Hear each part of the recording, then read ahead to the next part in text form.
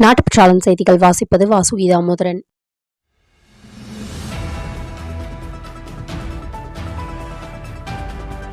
மேட்டுப்பாளையம் புதிய விடியல் மக்கள் பொதுநல சங்கத்தின் சார்பாக சுதந்திர தின விழா கொண்டாடப்பட்டது.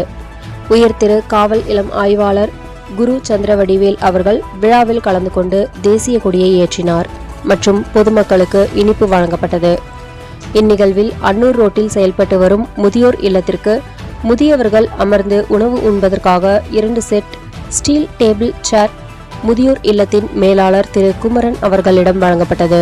அதனைத் தொடர்ந்து மேட்டுப்பாளையம் அரசு மேல்நிலைப் பள்ளியில் 12ஆம் வகுப்பு மற்றும் 10ஆம் வகுப்பு தேர்வில் முதல் மதிப்பெண் மற்றும் 2ஆம் மதிப்பெண் பெற்ற மாணவ மாணவியர்கள் சார்பாக அரசு மேல்நிலைப் பள்ளியின் கணித ஆசிரியர் திரு கே ரவிச்சந்திரன் அவர்கள் கல்வி ஊக்கத்தொகையை பெற்றுக்கொண்டார். இந்நிகழ்வுகளை தொடர்ந்து காரமடை சிக்காரம்பாளையத்தில் அமைந்துள்ள அன்பு மலர் மாற்றுத்திறனாளிகள் மறுவாழ்வு இல்லத்திற்கு மதிய உணவு வழங்கப்பட்டது. திருப்பூர் மாவட்டம் தாராபுரம் நாச்சிமுத்து கவுண்டன் புதூர் பகுதியில் வசித்தவர் கோபால். இவரது மனைவி சுகன்யா.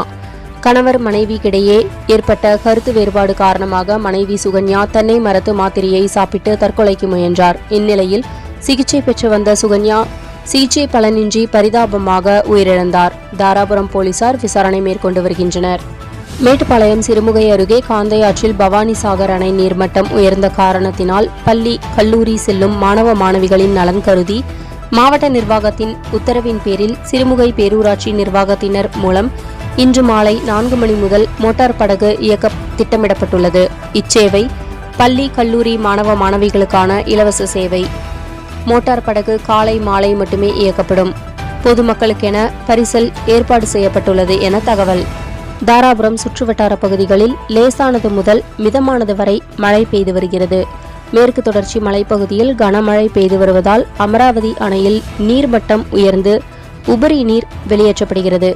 மழை பெய்வதாலும் மழை நீர் இணைவதால் அமராவதி ஆற்றில் மிக அதிக அளவில் வெள்ளப்பெருக்கு ஏற்பட்டு இரு கரை தட்டி செல்வதால் மக்கள் கவனமாக இருக்க வேண்டும் என்று பொதுப்பணித்துறை அதிகாரிகள் எச்சரிக்கை விடுத்துள்ளனர். மாதம் தவறாமல் வெளிவரும் நாட்டுப்பற்றாளன் பத்திரிகையின் செய்தியாளராக பணிபுரிய விருப்பம் உள்ளவர்கள் கீழே உள்ள நிர்வாக அலைபேசி எண்களில் தொடர்பு கொள்ளலாம்.